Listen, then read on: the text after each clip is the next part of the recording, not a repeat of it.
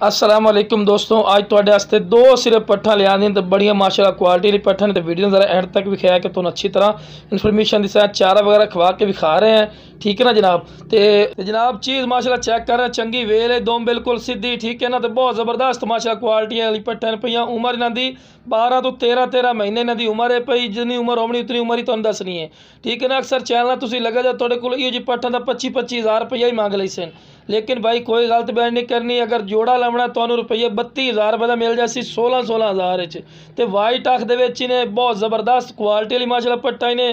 तो माशाल्लाह बहुत जितनी हम तारीफ़ करें उतनी कम है। तो खुद भी भाई नज़र आ रही है कि माशाल्लाह अच्छी चीज़ है, सेहतमंद है, चारा वगैरह खा रही है, ठीक है ना।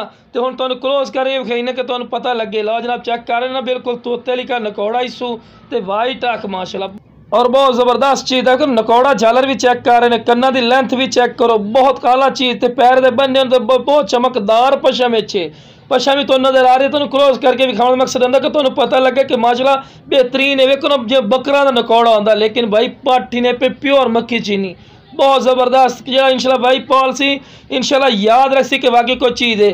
तो यह भाई जी 2 दंद हो चुकी ने, भी तुहानूं मैं वादे गल करदा 2 दंद हो चुकी ने माशाल्लाह। डबल हड्डी दे सेहतमंद है माशाल्लाह। तो पैर दे भी बन्ने वादे गल करदे भी है। तो बहुत ज़बरदस्त माशाल्लाह एक्टिव है, दोम बिल्कुल सीधी। तो बहुत ज़बरदस्त आला चीज़ां तुहानूं दौड़ा के भी चेक करवाई ने। लो जनाब चेक कर, कोई लंगड़ी लुड़ी ना उसी, सेहतमंद और एक्टिव माशाल्लाह पट्ठों से छलांगा मार दियाँ। तुसी चीज़ चेक कर सकते हैं, जो इंशाल्लाह पहले रात तक कर सी फिर भी प्यार मुहब्बत हो जासी। तो वेखो ना जनाब छलांगा मार दियो, सेहतमंद जानवर की निशानी होंगी।